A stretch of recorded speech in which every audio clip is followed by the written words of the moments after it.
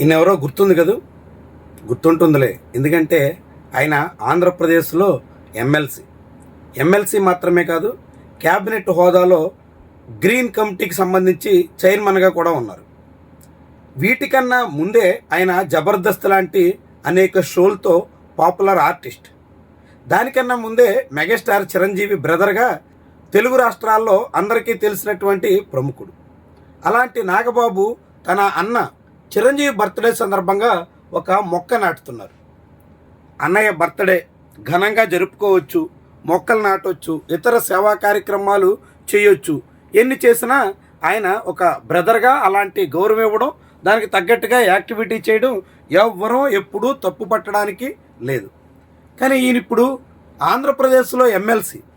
మరి ఎన్ని రోజులు ఆంధ్రప్రదేశ్లో ఆయన ఎమ్మెల్సీగా తన బాధ్యతలు నిర్వహిస్తున్నారు? ఎన్ని అంశాల మీద శాసన మండలి వేదికగా ప్రజల గురించి చర్చిస్తున్నారు? ఏ విషయాల గురించి ఆయన శాసన మండలిలో స్వరం వినిపిస్తున్నారు? ఆంధ్రప్రదేశ్లో ఎమ్మెల్సీగా ఆయన ఇప్పటికే దాదాపు అన్ని రకాల అలవెన్సెస్ కలిపి 2-2.5 లక్షల రూపాయల వరకు జీతం తీసుకుంటున్నారు.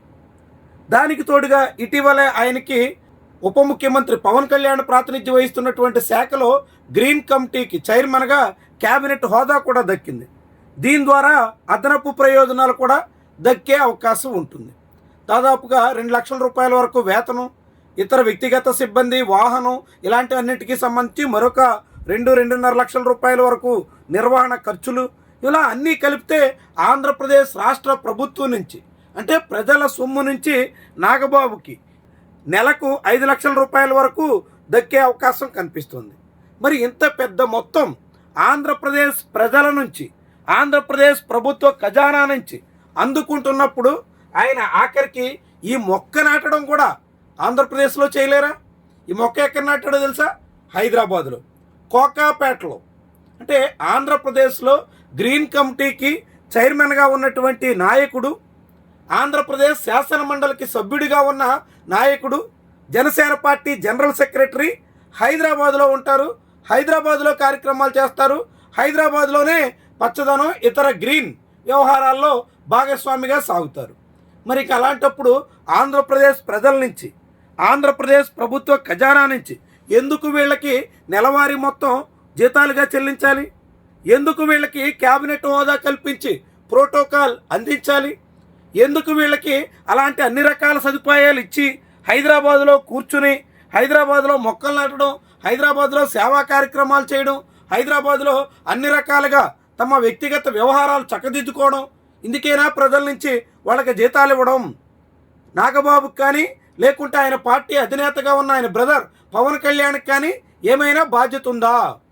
ఆంధ్రప్రదేశ్ ముఖ్యమంత్రి వీకెండ్స్లో హైదరాబాద్లో గడుపుతారు. ఆంధ్రప్రదేశ్లో సగం మంది మంత్రులు వీకెండ్ వస్తే హైదరాబాద్లోనే ఉంటారు.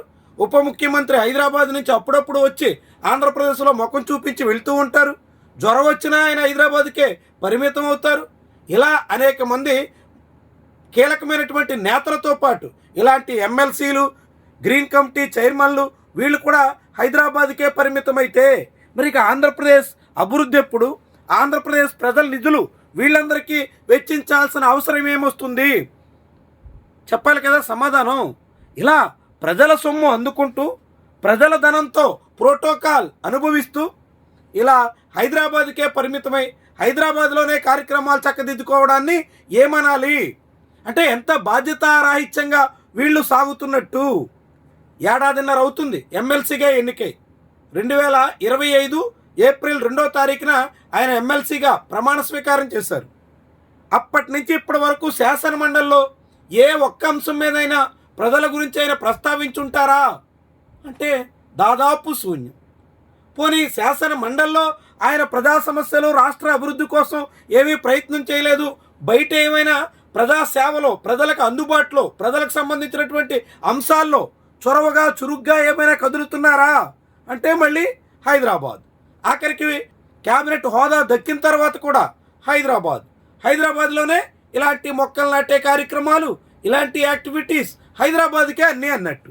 మరి ఇలా హైదరాబాద్లో ఉంటున్నటువంటి వాళ్ళకి, హైదరాబాద్లోనే గ్రీనరీ పెంచే ప్రయత్నం చేస్తున్నటువంటి వాళ్ళకి, ఇలాంటి వాళ్ళందరికీ ఆంధ్రప్రదేశ్ ప్రజల సొమ్ము నుంచి ఆంధ్రప్రదేశ్ ప్రభుత్వ ఖజానా నుంచి ఎందుకని నిధులు కేటాయించాలి?